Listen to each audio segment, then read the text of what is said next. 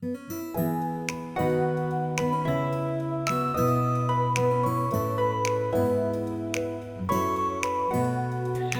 be with you. I'm Brother Jet. Tito Cesar. I'm Mike. I'm Fernan and this is Usapang Tinapay. Magandang Hello! gabi. Amen! Hello dito! Amin dito. Amen! Kita-kits ulit. Yes, welcome din po mga kapatid sa another episode na naman ng Usapang Tinapay.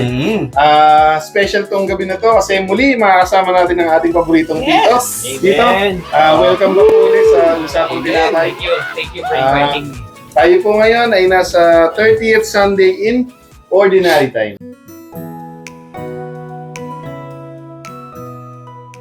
Yes, okay mga kapatid. So dako na tayo sa ating unang basahin. Yeah. So ang ating first reading ay babasahin ng ating kapatid na si Brother Mark. Okay, so, unang pagbasa. Pagbasa mula sa aklat ni Sirach. Ang Panginoon ay Diyos ng katarungan. Wala siyang itinatanging sino man. Hindi siya kumikiling kanino man laban sa mahirap. Sa halip, agad niyang dinirinig ang naaapi. Lagi niyang dinirinig ang daing ng ulila at ang pagsusumamo ng balong nagsasaysay ng nangyari sa kanya. Kinalulugdan ng Diyos ang naglilingkod sa kanya ng buong puso. Ang panalangin nito'y agad nakaaabot sa langit. Ang dalangin ng mapagpakumbaba ay lumalampas sa mga ulap at hindi tumitigil hanggang di dumarating sa kinauukulan. Hindi humihinto hanggang di pinapansin ng kataas-taas at iginagawad ang katarungan sa nasa katuwiran. Ang salita ng Diyos. Salamat sa Diyos. Okay, so yun, no? Binasa ko na yung ating unang pagbasa. So maraming binanggit dito tungkol sa mga mahihirap, ulila, mga inaapi, no? Dito ano ba yung mensahe ng ating unang pagbasa? Thank you, Mark. Sa unang pagbasa, Mark, inilarawan dito yung kung paano nakakarating ang prayers natin patungo sa Diyos. Kasi all of us are praying every day, di ba? Lahat naman tayo. Magkakaiba ng oras, magkakaiba tayo ng hinihiling. Pero alam ba natin kung nakakarating sa Diyos? Yes. Diba? Dadating kaya na yung prayer natin. Kasi minsan there are prayers na hindi na ang tagal ng sagot. Diba? May mga prayers na instant. Instant. Nandiyan sagot ni Lord. No?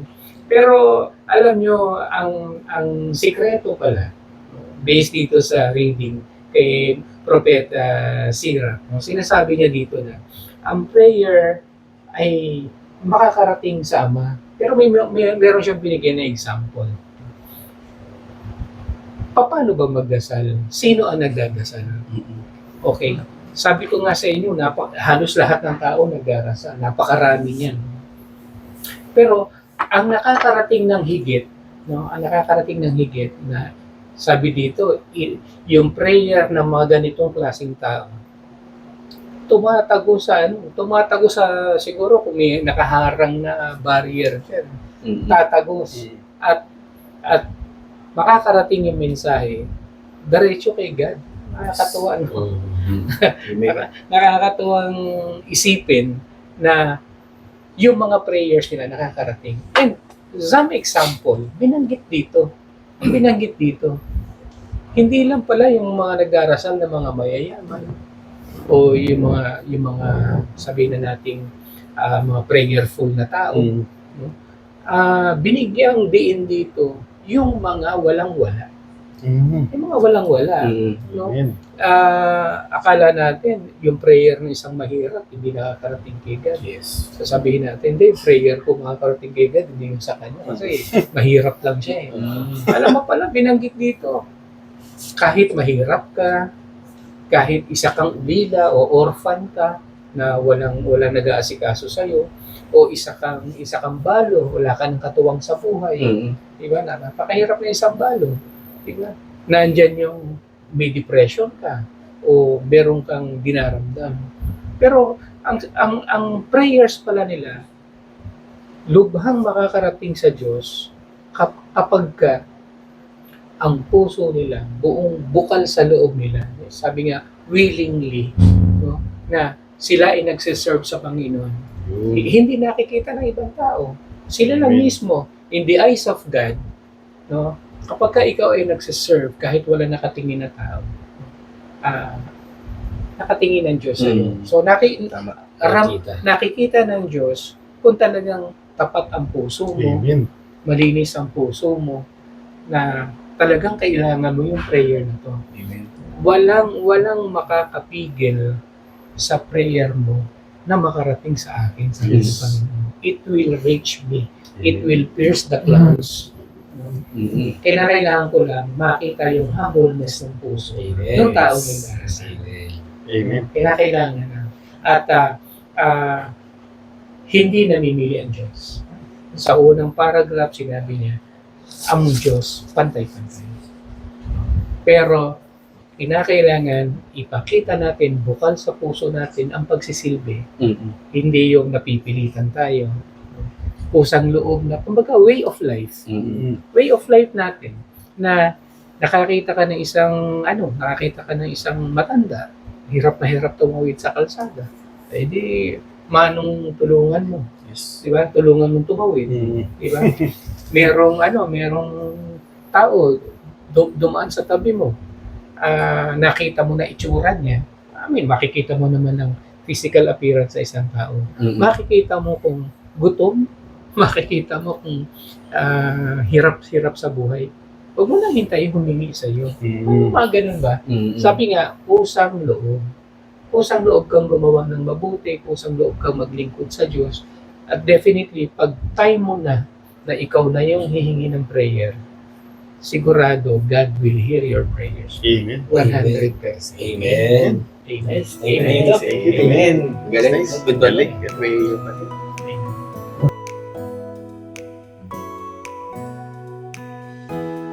Okay, so, ang ganda ng proceeding natin dito. Thank you dito. No? Talagang ganda ng mensahe ng ating binasa. At ngayon naman ay dumako tayo sa ikalawang pagbasa. Nababasahin ni Brother Fernando. Ikalawang pagbasa. Pagbasa mula sa ikalawang sulat ni Apostol San Pablo kay Timoteo. Pinakamamahal ko, ako'y iaalay na. Dumating na ang oras ng pagpanaw ko sa buhay na ito. Puspusan akong lumaban sa paligsahan. Natapos ko na ang dapat kong takbuhin. Nanatili akong tapat na may pananampalataya. Kakamtan ko na ang korona ng pagtatagumpay. At sa araw na yaon, ang Panginoon na siyang makatarungang hukom ang magpuputong sa akin ng korona. Hindi lamang sa akin, kundi sa lahat ng nananabik sa muli niyang pagparito.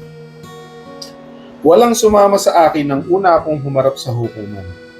Pinabayaan nila akong mag-isa. Patawarin nawa sila ng Diyos. Ngunit pinatnubayan ako ng Panginoon at binigyan ng lakas upang maipahayag sa mga hintil ang salita. Naligtas ako sa tiyak na kapahamakan. Ang Panginoon ang nagligtas sa akin sa lahat ng kasamaan at siya rin ang maghahatid sa akin sa kanyang kaharian sa langit. Purihin nawa siya magpakailanman. Amen. Amen. Ang salita ng Diyos. Salamat sa Diyos. Okay mga bro, nabasa na natin yung ating ikalawang pagbasa. Kumbaga, parang pinapakita dito yung pagiging ready nung sumulat nitong basahin ito. No? Ngayon Tito, pwede bang pakishare mo sa amin ano yung naging reflection mo dito sa ating second reading? Yeah, thank you. Thank you, Brother Fernan. Sa second reading natin, ito yung punto na nagsasalita na si St. Paul. Ito na yung punto na malapit na siya. Sabi niya, I'm ready. Ready na ako. Sabi niya. Pero before dumating sa punto na yun ng buhay ni St. Paul, mapapansin mo, may binanggit siya na during that time na ipinaglalaban niya, pinapakilala niya si Jesus sa sambayanan. Yes. Siguro it also happened to us, no? It could it could also happen to us na mapapansin mo parang wala akong kakampi. Parang ako lang mag-isa. Diba?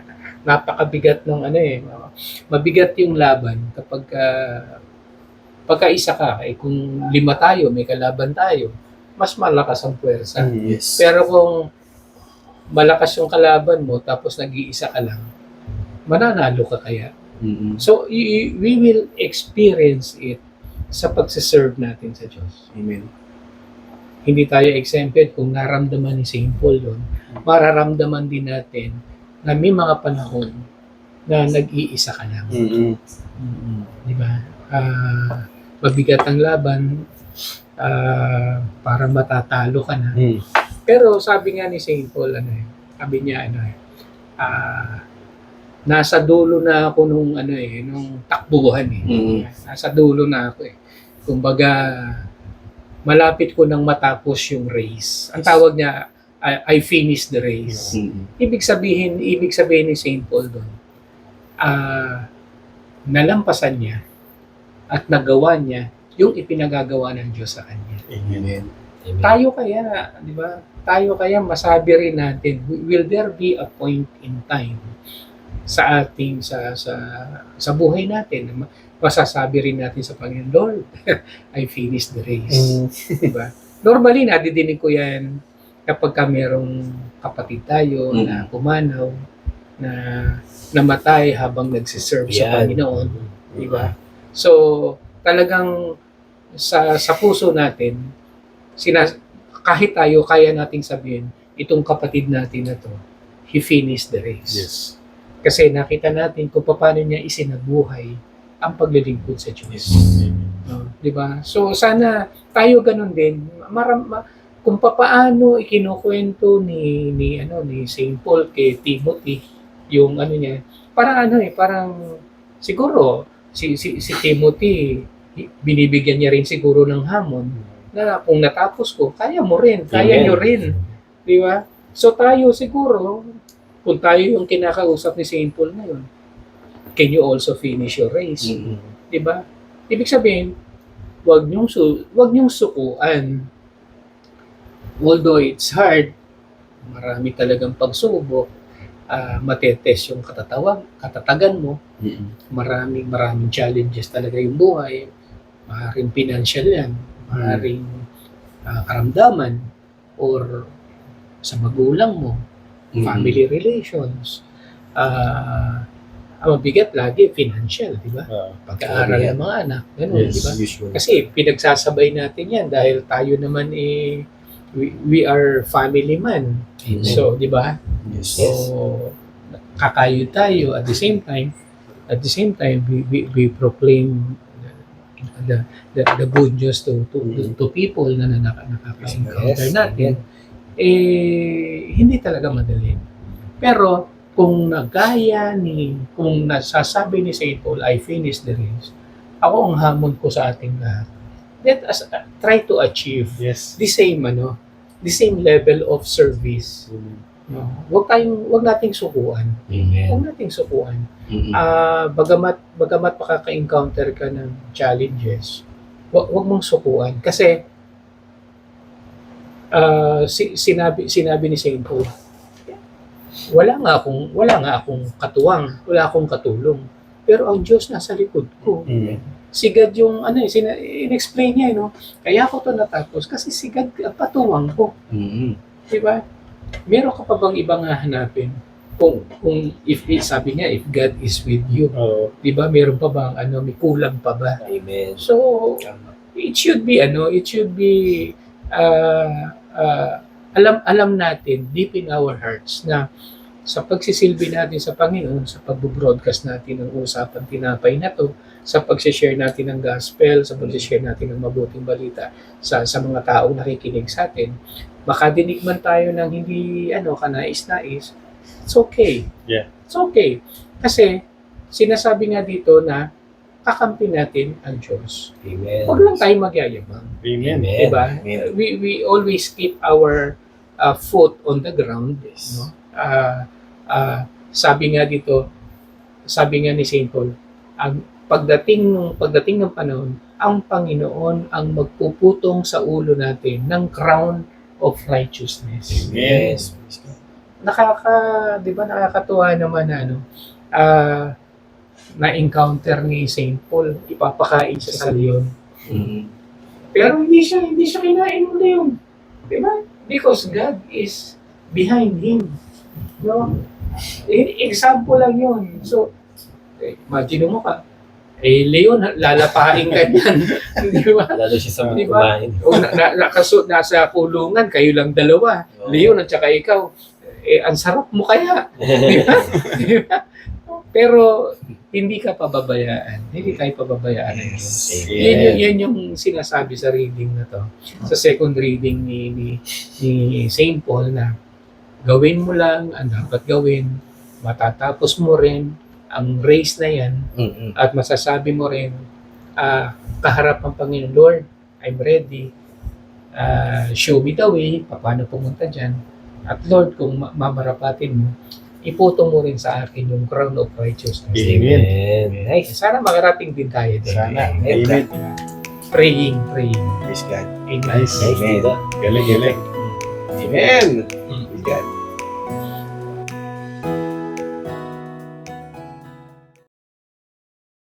Okay, ngayon naman mga kapatid, matapos nating mapakinggan yung mensahe ng ating ikalawang pagbasa. Dako naman ngayon tayo sa mabuting balita. Amen. Nababasahin ni Brother Jet. Amen. Okay mga kapatid, ang mabuting balita ng ating Panginoon ayon kay San Lucas. Papuri sa iyo, Panginoon.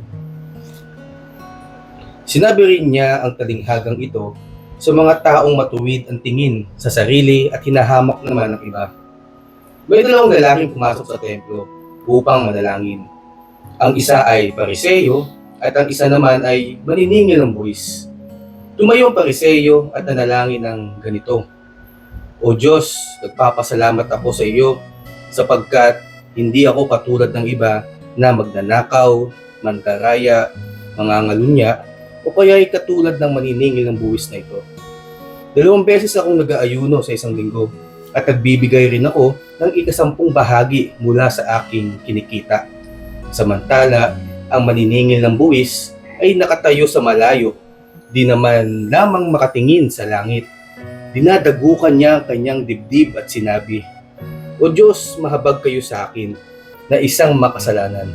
Sinasabi ko sa inyo, ang lalaking ito ay umuwing matuwid sa harapan ng Diyos at hindi ang Pariseyo, sapagkat ang sinumang nagmamataas ay ibababa at ang nagpapakababa ay itataas. Ang mabuting balita ng ating Panginoon. Pinupuri ka namin, Panginoong Hesukristo. Okay mga kapatid, no? So, dito sa may mabuting balita, isang talinghaga na naman, no? Kasi nung last week, talinghaga naman yung binasa regarding yung sa balo. Ito naman dito, no? Talinghaga naman sa Pariseyo at yung maniningil ng buwis. Dito sa binasa ko dito, ano yung tingin yung mensahe para sa atin itong gospel na to? Yeah. Thank you, Jet. Mga kapatid, ang gospel sa darating na Sunday, sinalarawan ni Luke dito, 2 kinds of people na nagdarasal. Yes. Hindi niya na dinamihan. Dalawa lang, an example niya. Kasi it's a parable. Pero parable na malaman. Mabigat. Kasi ang starring dito laging ang mga Pariseyo. So, sino ba ang mga Pariseyo? They are the high priests. Yes. During the time of Jesus Christ. Sila yung tinitingala ng tao, sila yung pinakikinggan ng tao. Nung si Jesus hindi pa nag-aano ng kanyang pastoral work, di ba? Pagka sa mga templo, nagsasalita mga Pharisees, di ba? Sila yung pinapakinggan sa pangangaral. Pero dumarating talaga sa punto na ang pagdarasal hindi makukuha kahit siguro isa kang taong simbahan, isa kang taong malapit sa simbahan, o isa kang mataas ang pwesto mo sa simbahan katulad ng isang pariseyo, no? Hindi ibig sabihin na yung prayer mo ganun ka-powerful, no? Kasi sa content pa lang nung prayer nung magugulat ka. Paano sasabihin ng isang Oo. mataas na tao sa lipunan, tinitingala ng tao, tapos ang prayer mo, sana hindi ako maging kasing katulad nitong tax collector na to. Parang para kang yung the usual na if you point a finger sa tax collector, no, sinasabi huwag sana ako maging katulad ng collector na to. You're pointing one of your finger, hindi mo napapansin yung 4 na daliri naka-point sa iyo. 'Di ba? So parang in a way meron talagang tao na nagmamalinis sa harap ng Diyos.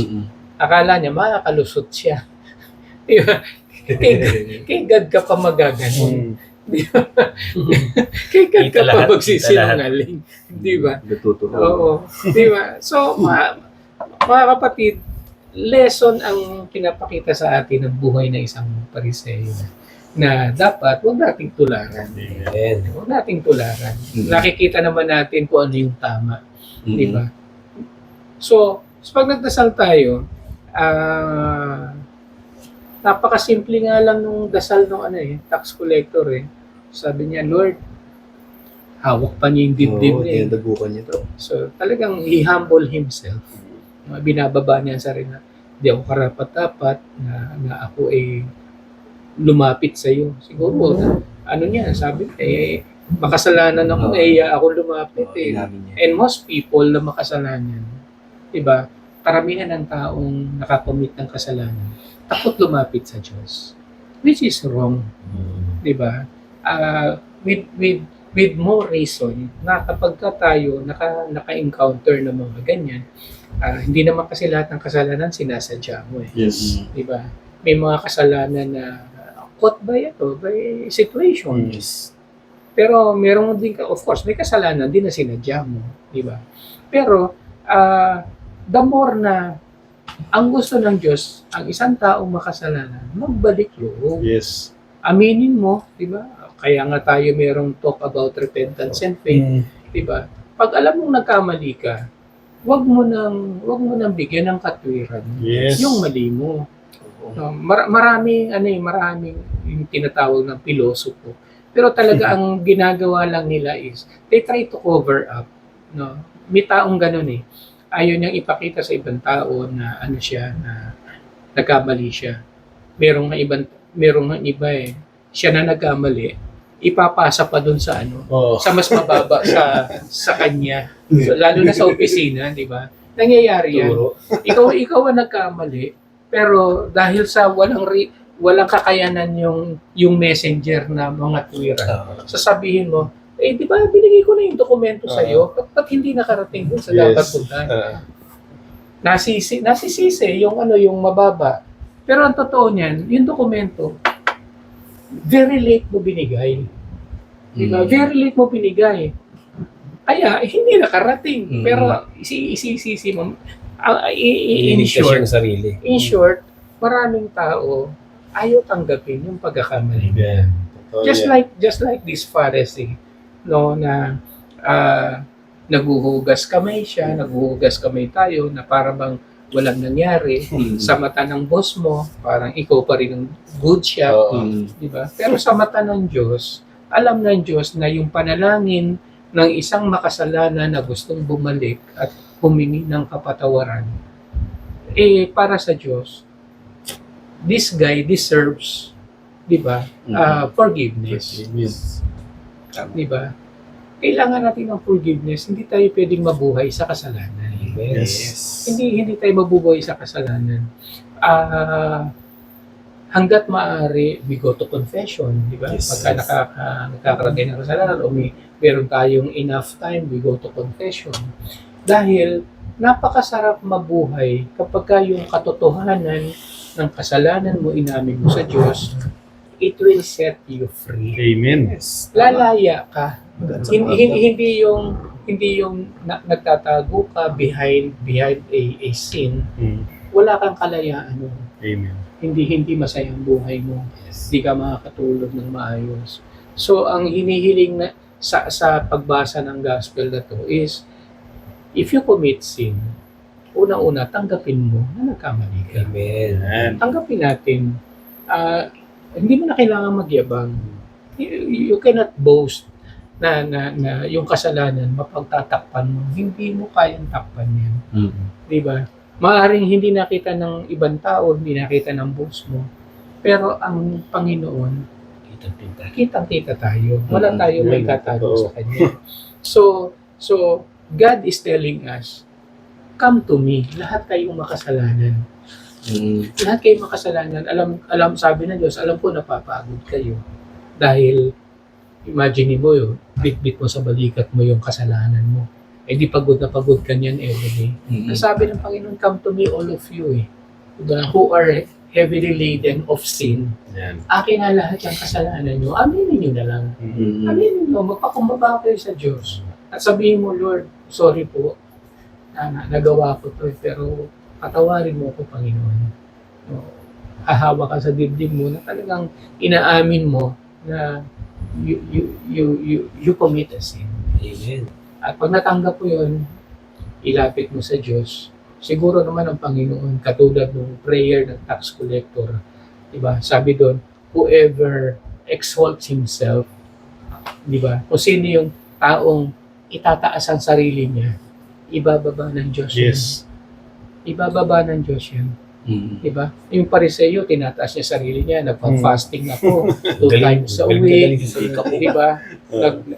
Nagbibigay ako ng tithes from my income. Pero plastic Plastic Ang gusto ng Diyos sa atin, maging fair ka, maging normal na tao ka, mamuhay ka ng normal in the sense na i-confess mo at nahingi mo ng tawad sa Diyos yung kasalanan mo. Amen. And you can feel free. Diba? Yun ang pinakamasarap na ano. And at the end of the day, you can really say, Lord, gino-glorify kita, Yes. pinasasalamatan kita. Yes. Diba? You can always say your thanksgiving. Panginoon, salamat po. Naramdaman ko uli na ako'y pinatawad mo. Amen. Diba? So, ano pang nanaisin mo? Yung peace of mind, diba? Yung kapatawaran, sapat na yun kahit walang pera.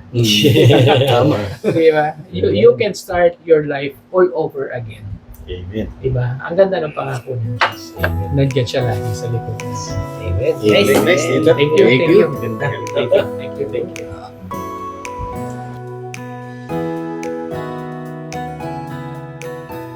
So yun, Tito, sobrang ang ganda ng mensahe na pinaliwanag niyo sa akin. Amen. No? Yeah. Ngayon, Tito, dun sa may binasa nating first, second reading, tsaka gospel. So, ano yung connection nito, Tito, sa mga binasa natin? Yeah. Importante na pag nagbabasa talaga tayo ng reading for this coming Sunday Mass, makita talaga natin how God is talking to us. Diba? Dito sa mga binasa natin, sabi ko nga kanina, maidi-describe ko lahat ito. No? That one thing that connects all of this is a simple person. Hindi kailangan mayaman. No? Hindi kailangan mataas ang pinag-aralan. Yes. Kahit nga tax collector ka, okay lang kay God. Di ba?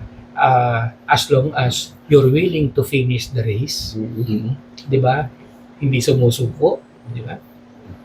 Kahit mahirap ka, orphan ka, isa kang oppressed, isa kang hindi kilalang tao sa lipunan, hindi importante sa Diyos yun. Ang gustong makita ng Diyos is yung humbleness sa puso mo. Amen. No? Tinitignan tayo ng Diyos, hindi sa physical appearance natin, hindi sa galing natin magpaliwanag, hindi sa galing natin mag-express ng sarili natin. Yes. God is always looking, sabi nga, it pierces tumatagos. Kung yung prayer ng mga mahirap tumatagos sa clouds papuntang heaven, yung kabutihan natin, yung humbleness mo, tatagos din yan. Makikita at makikita ng Diyos yung status ng pananampalataya mo, yung kagustuhan mong huwag magkasala, Amen. di ba? Yung kagustuhan mong makapaglingkod, makapaglingkod willingly. Sabi nga willingly, dapat wala kang hindi ka pinupush. Di ba? Kusang loob mong ginagawa ang paglilingkod dahil alam mo naman na sino pa ba naman ang kikilos sa vineyard ng Panginoon? Tayo naman talaga ang kikilos. Amen. Pag may nakita tayong kapatid na nahihirapan, sino ba ang pinadadala ng Diyos? Tayo yun. Yes. Kasi nakita mo with your very own eyes, nakita mo yung inilatag ng Diyos yung sitwasyon sa harapan mo, ikaw yun. Ikaw yun. Ikaw ang tinatawag to do something for that person or for that group of person. Anong gagawin natin? Willingly, we act. No? Kahit na sabihin mong manager ka, accountant ka o ano, kalimutan mo yun. Pagdating sa pagsaserve sa Diyos, ang tinitingnan ni God, yung position ng natin. Kalooban, puso Amen. mo. Saan ka ba talaga? Sa akin ka ba o sa iba ka ba? Diba sabi ni God, if you are not with me, then you are against me. Hindi tayo pwede maging lukewarm. Amen. Hindi pwedeng may pinapakita dyan na dapat tulungan, pipigitan mo. Hindi pwede yun. Kahit anong pwede mong i-offer mo. Amen. Diba? Kung hindi mo kaya financially, sabi niya, kung meron kang bigas na 1 kilo, di hati na lang tayo. Mga ganun ba?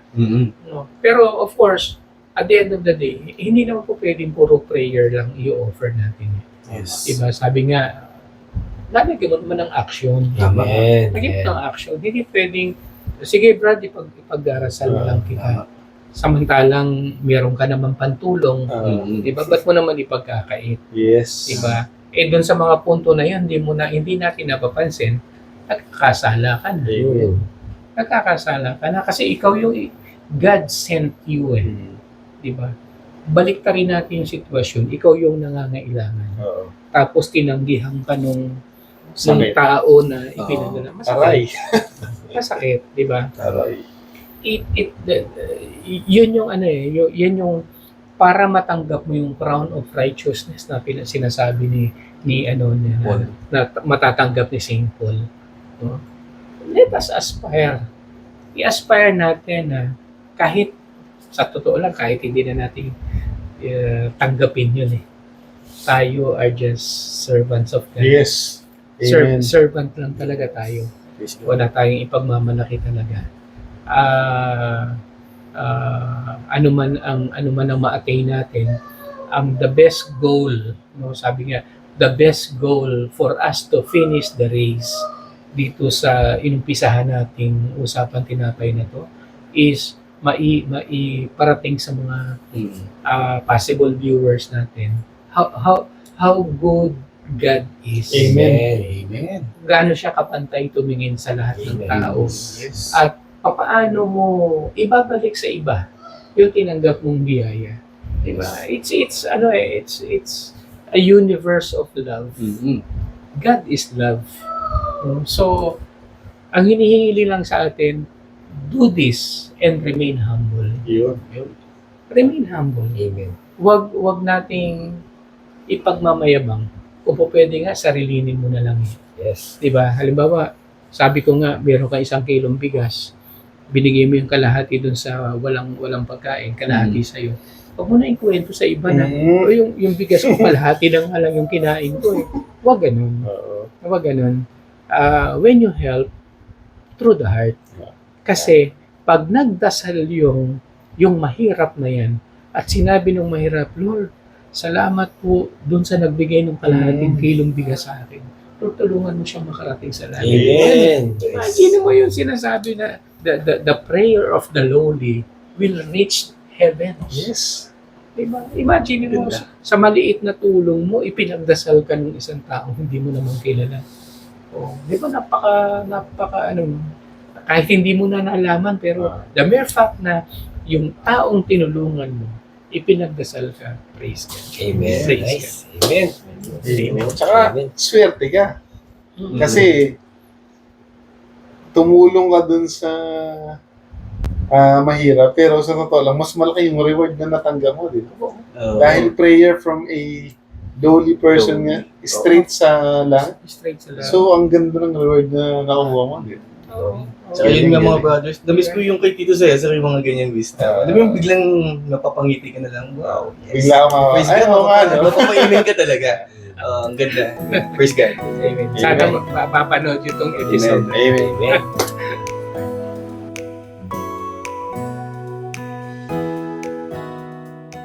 So yung mga brothers, no, so na-connect na ni Tito Cesar. Yes. Yung mga mensahe nung una, ikalawa, at ng gospel. So dako tayo ngayon mga kapatid sa application ng bawat isa. So ngayon si Brother Mark, para sa iyo po, ano yung pwede mong maging application dito sa binasa natin? Okay, so kanina pinag-usapan natin yung tungkol dun sa pagdasal ng mga inaapi, mga balo, mga Yes. mahihirap, no.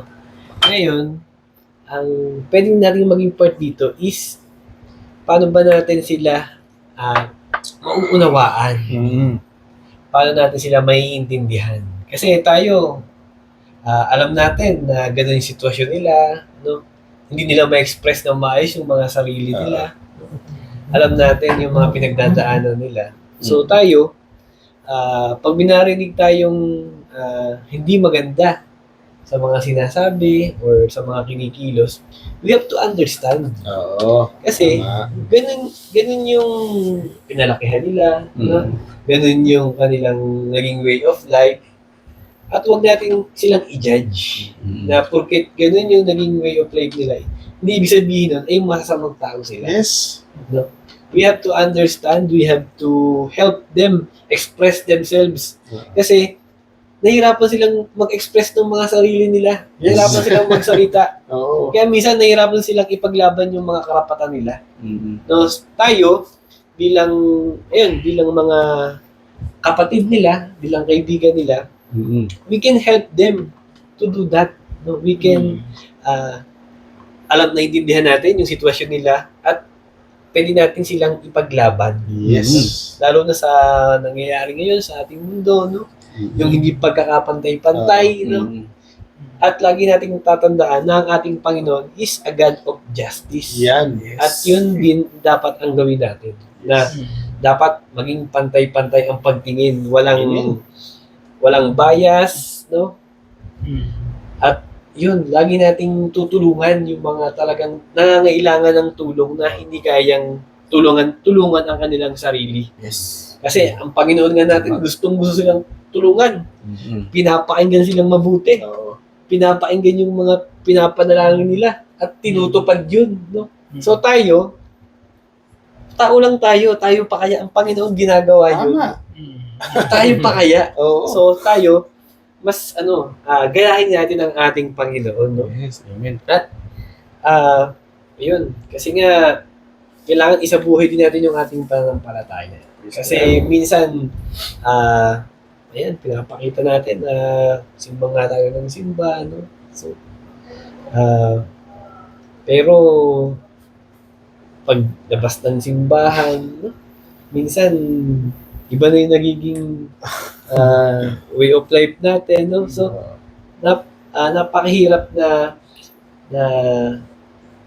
ikaw pinapakita mong nananampalataya ka. Pero yung ibang tao, hindi nakikita sa iyo yun. Oo. So, we have to be consistent. We have Yan. to be consistent. Tama. Yung sinasabing double life, napakahirap gawin, no? Napakahirap gawin yan. Na, mahirap isang buhay. Pero, tinatawag tayong gawing, na iwasan natin yung gawain yan. Na, kung ano tayo sa simbahan, dapat gawin paglabas. Amen. kung ang Panginoon, mahal na mahal yung mahirap, no? Dapat tayo ganun din. Yes. Dapat Tama tayo yun. minamahal din natin sila. At yun nga, dahil nananalangin yung tayo lahat nananalangin, no? Dapat marunong tayong maghintay sa tamang oras ng Panginoon kung kailan yung ibibigay. Yan. Kasi nga, Tama yun. lahat, sabi nga ni Dito kaya, lahat tayo nananalangin. No? Mm-mm. Pero yun nga, yung may ibang treatment lang talaga pag mga ulila, mga balo. Kasi iba yung experience nila eh. Yes. No? Yung mga walang-wala, no? Yung mga sobrang mahihirap, nasa rock bottom ng buhay nila. At tayo, mahirap din tayo. No? Wala rin talaga tayo mga pera. No? Pero, at the same time, we have to wait. We have to wait for yung sagot ng Panginoon, no? Doon sa ating magtiwala tayo sa panahon kung kailan niya yun ibinibigay. At tayong lahat, sobrang na-experience na natin yan. Yung mga pinagpe-pray natin dati na, na dumating na, sobrang dami na. Hindi natin maalala lahat, no? Pero yun nga, we are reminded na ang ating pinagdadasal, ibibigay yan. Yes. Pero sa tamang panahon ng ating Panginoon. Mm-hmm. Amen. Okay, so napabuti ng ating Panginoon at wala tayong kailangan gawin kundi mahalin ang ating Panginoon at mahalin yung mahal niya, yung mga inaapi, mga balo, mahihirap, at yung mga mas nangangailangan ng tulong. Amen. Amen. Nice, galing. Praise God. Tsaka malapit ang Panginoon sa mahihirap. Tama. Kunti na lang, mahirap tayo. Oh, yes. Okay, so marami pang pwedeng gawing application yung mga binasa natin. Maganda yung reading. So, Ang ganda kasi ng mga readings, Ikaw, Brother Fernan, so sa tingin mo, paano ba natin pwedeng gawin sa buhay natin itong binasa natin? Okay. So ako naman, upon listening to kay Tito Cesar kanina, gustong-gusto ko yung finishing the race. Kasi syempre, lahat ng ginagawa natin, kapag hindi natin to tinapos, walang kwenta. Di ba? Bitin. Ang goal natin, syempre, makapunta sa langit. Yes. So, kaya tinawag na karera tong buhay natin na to, no? Kasi, nagmamadali tayong pumunta kay Lord. Yun ang gusto talaga nating mapuntahan eh. Nga lang, syempre, iba-iba yung obstacles ng karera na to. Bawat isang tao may kanya-kanya yung pinagdaraanan. So, depende sa iyo kung kailan ka makakarating doon. Depende yun sa plano ng Panginoon. Pero ikaw, tumatakbo ka papunta sa Diyos. Kaya to tinawag na karera. Ang kalaban mo rito, sarili mo lang. Yun ang kagandahan nito no? Mananalo ka or matatalo ka, depende sa iyo. Kapag hindi mo tinapos yung karera, talo ka na. So, bakit mo kailangan tapusin yung karera? Bukod nga doon sa makakamit mo yung buhay na walang hanggan. Kasi, along the way, nung karera na inilatag ng Panginoon dito sa ating buhay na to sa lupa, marami itong ituturo sa iyo para maging worthwhile naman yung stay mo dito sa lupa. Kasi alam naman natin lahat na pagsubok lang tong buhay na to. This is temporal, no? Lahat ng dinadanas natin dito sa buhay natin, lahat ng realizations, lahat ng itinuturo ng ating Panginoon, lahat ng trials na ibinibigay niya sa atin, lahat ng blessings. Ang purpose lang nun, syempre, para maging karapat dapat tayo na humarap sa Kanya pagdating sa end ng karera. Titignan ni Lord kung, ito ba tong anak ko to, nung nag-start ba to, yung bang mga dala-dala nito hanggang sa huli, dala pa kaya nito? Hindi. Syempre, ang titignan ni Lord, pagdating mo ng dulo ng karera, kailangan, ang pagdating mo ng end, haharap ka sa Kanya ng hubad mo lahat ng mga makamundong bagay na tangay-tangay mo habang tumatakbo ka. Kasi, syempre, kakapit sa katawan mo yan habang tumatakbo ka, di ba? Didikit ng didikit yan. Kailangan pagdating mo kay Lord, wala na lahat yan. Kaya ka nga nung pinapadaan ni Lord sa mga pagsubok, kasi dinadalisay ka niya, nililinis ka niya. Ngayon, pagka ikaw nagpatalo ka dun sa mga obstacles, di ba may mga hurdle pa? Pag natisod ka ron, at hindi ka na bumangon para takbuhin ulit, yari ka na. Doon ka na lang, talo ka na. So, kailangan mga kapatid tayo, dahil alam naman natin na hindi natin matatakasan to. This is inevitable, no? Lahat mamamatay. Lahat mamamatay. Alam natin lahat yan. Hindi natin yan pwedeng pabulaanan. Maaari nating i-deny yan. Maaari nating kalimutan yan. Maaari nating isang tabi. Pero alam natin, lahat tayo darating sa finish line. So kailangan, pagdating natin ng finish line, yung corona na ipuputong ni Lord sa atin, maging karapat dapat naman tayo na tumanggap ng kanyang acknowledgement. Yung corona na yun, acknowledgement yun na. Very good ka, natapos mo ng maganda tong karera na to. Kasi, kung marami tayong dala, marami tayong bit-bit na makamundong bagay, paano niya isusuot sa atin yung corona? And punong-puno tayo, saan niya pa ilalagay? So, mga kapatid, Amen. finishing the race, no? Hindi natin to ginagawa ng mag-isa lang. Mag-isa tayong tumatakbo, pero alam natin na si Lord, kasama natin siya, nakabantay sa atin. Oo. So, anong kailangan mong gawin para mapagtagumpayan mo itong karera? Siyempre, lumapit tayo sa ating Panginoon. Isuko natin yung buong pagkatao natin sa Kanya. Yes. Dahil siya lamang ang kayang magbigay sa atin ng kakayahan para tahakin ng tama ang landas nitong buhay na ito. Mabilis tayong makakarating sa Kanya. Malay nyo, yung kalagitnaan ng karera, tanggalin niya na yung mga pahirap. Oo. Kasi kalahati pa lang ng karera, nakita niya, okay na to. Sige, hanggang makarating ng finish na ito, hindi ko na pahihirapan to. Itakbo. Oh, kasi nakita niya, okay ka eh. No? Hindi naman ibig sabihin ng mga kapatid na nag-umpisa kang nahihirapan eh. Hanggang dulo eh, nahihirapan ka na. Hindi naman ganun. Dahil nga makatarungan ng ating Panginoon. Kailangan lang tiwala. Amen. Tiwala tayo sa Kanya, tapusin natin yung karera. Yun lamang. Good. Very good. Okay. So ngayon naman, pakinggan naman natin ngayon yung application ni Brother J. Oo, bro. Tulad ng sabi ko kanina, di ba yung last week na gospel natin is parang pinupunto niya yung panalangin. Di ba yung last week yung walang humpay na panalangin. Yes. Tapos di ba, talinghaga din ang pagkakwento dito ni Jesus. Pero ngayon, sa gospel natin ngayon, ganun din, talinghaga. Tapos, ang pinupunto din dito sa mga nakita ko sa gospel is yung dalawang klase ng panalangin. So dito, naghalimbawa di ba si Jesus ng dalawang tao, Pariseo, tsaka yung tax collector, no? Pero, itong si Pariseo, iba yung panalangin niya eh. Di ba sabi niya, "O Diyos ko, nagpapasalamat ako. Hindi ako katulad ng mga mandarambong, yung mga nangangalunla." No? So, ang panalangin niya, tinaas niya yung sarili niya. Pero itong yung isa, yung taga-singil ng buwis, Binaba niya naman. binaba niya sarili niya. Anong dasal niya? "O Diyos ko, alam ko ako isang makasalanan. Patawarin niyo ako." Nagsisi siya. So, pinapakita dito ni Jesus yung dalawang klase ng panalangin. Kaya sa sinabi nga kanina, doon sa may pinakadulo na binasa natin yung gospel, di ba? Sabi nga ni Jesus, ang mga mamataas ay siyang ibinababa. Amen. At yung mga nagpapakababa ay siyang itinataas ng ating Panginoon.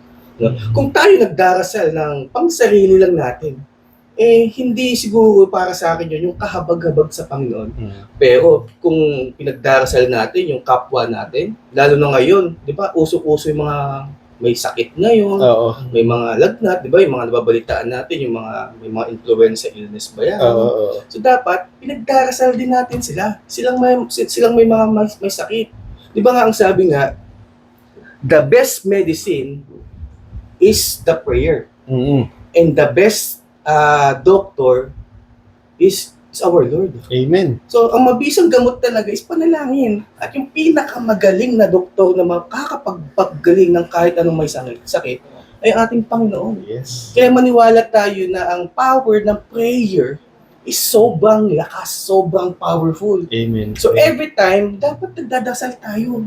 So, bawat paglabas natin ng bahay, sa bawat pagkain natin, hanggang sa pag-uwi, hanggang sa pagtulog, dapat nagdarasal tayo.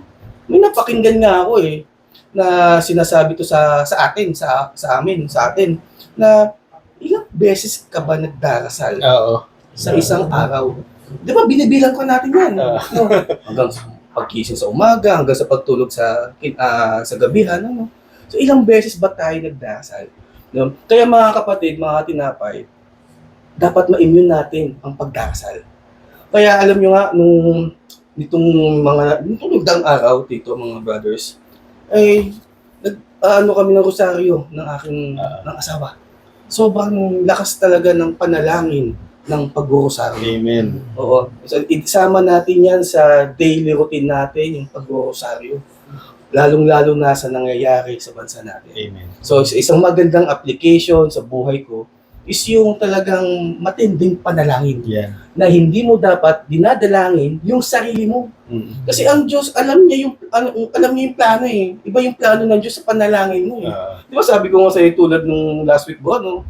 Yung panalangin mo, inihiling mo, hindi pala to yung mas magandang plano ng Diyos. Mas maganda pa pala. Amen. Ang mas hinihiling mo kumpara sa bibigay sa'yo ng Diyos. Amen. No? Kaya maniwala tayo sa panalangin. Kung hindi man ito darating ngayon, tandaan nyo, ibibigay yan sa tamang plano ng ating Panginoon. Amen. No? Kaya dito sa gospel na pinakita o binasa din natin, dapat magpakababa tayo.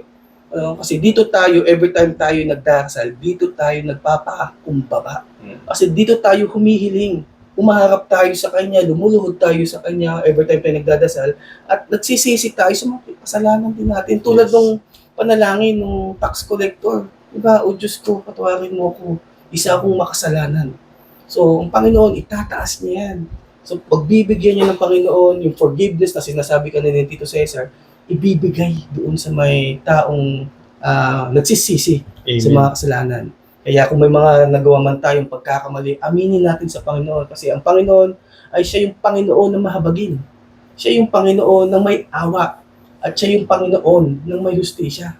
Kaya tayo mga brothers, i-immune natin sarili natin na manalangin tayo sa Panginoon, magpakababa tayo, magmanikluhod tayo sa ating Panginoon para lang ipagdasal at aminin yung mga kasalanan natin sa nagagawa natin araw-araw. Amen. Amen. Amen.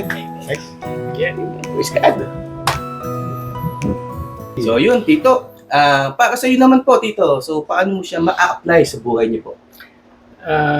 Ako, Je, mahilig ako kumanta. Kakanta kayo. Alam mo, merong isang mga awit at sabi niya, when you're down and trouble and you need a helping hand. Umiyak tayo dyan. Anong susunod yan? And nothing. Okay. Oh, nothing is going right. I'm just going. So, ang ending nun, you've got a friend. Yan. Yeah.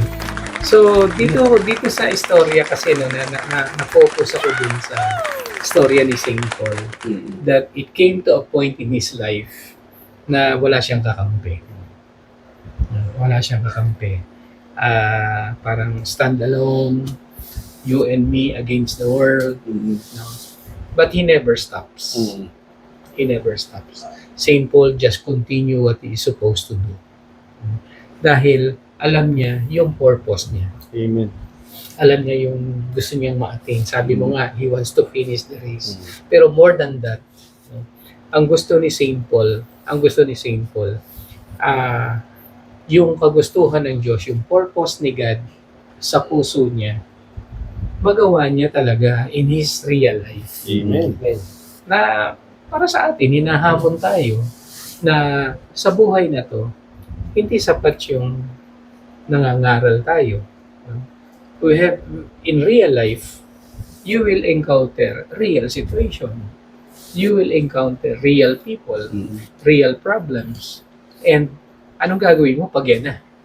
Baka pag totoo na yung wala na yung wala na yung mga kwento mo. Di ba? Kasi na to action na kailangan dito Remember, God always gives us purpose. Yes. May purpose ang buhay mo. There was a brother kanina, ang sabi niya, 2 times akong in-airlift. Oo. No, seaman siya. 2 times siyang in-airlift. Ibig sabihin, nasa gitna ng dagat yung barko, may problema siya sa sa health niya, kailangan may helicopter na ipadala at isasakay siya, i-airlift siya. Dadalhin siya sa ospital. 2 times na nangyari sa kanya. bilang isang seaman. So, para sa akin, maliwanag eh. Sabi ko nga, Brad, marami pang ipinagagawa ang Diyos sa tao na Amen. to. No? You cannot say na babalik ako sa dati kong gawain, diba?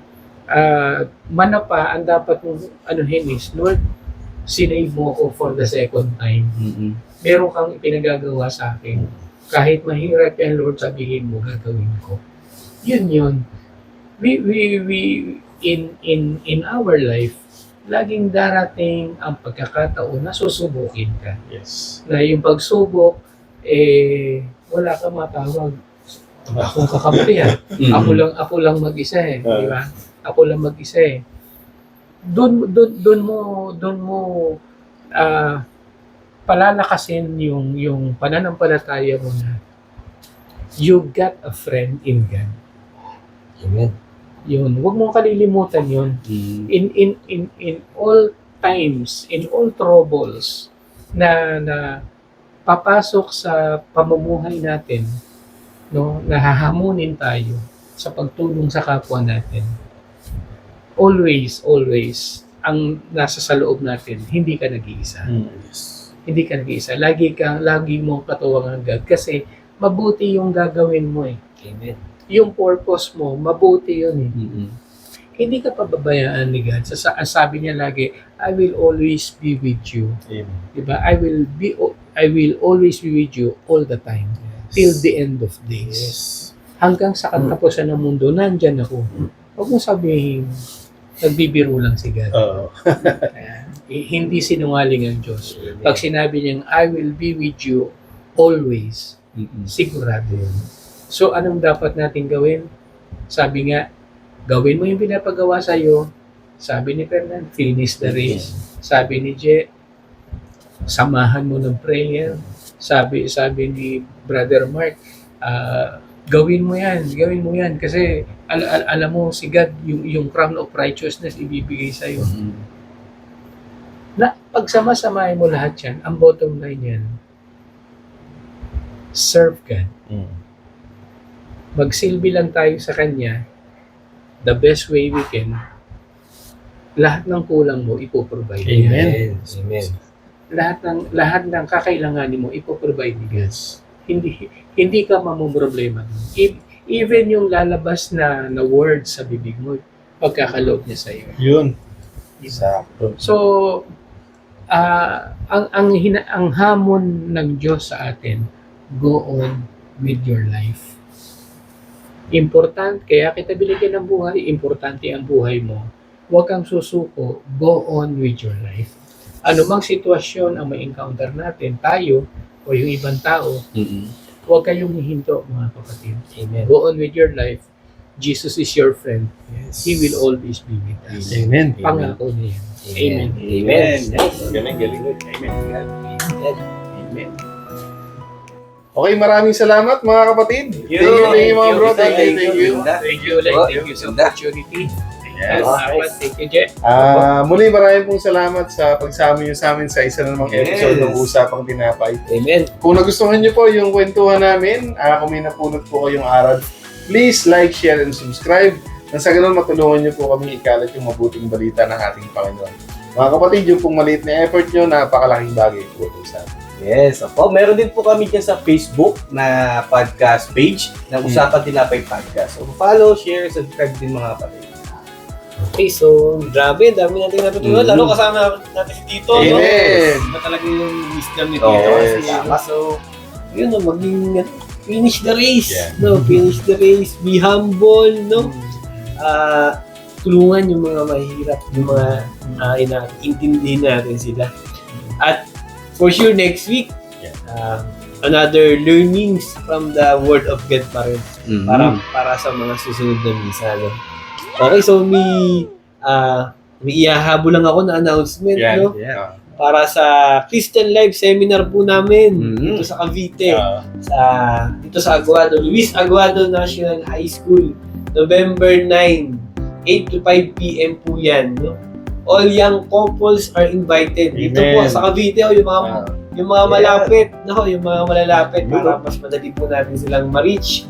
At ano po yan, napakagandang formation po yan, seminar para po sa young couples, para po mas ma-experience din nila kung ano ba yung buhay, community, kung ano ba yung na-experience namin dito sa Missionary Families of Christ. Saka libre yan. Libre!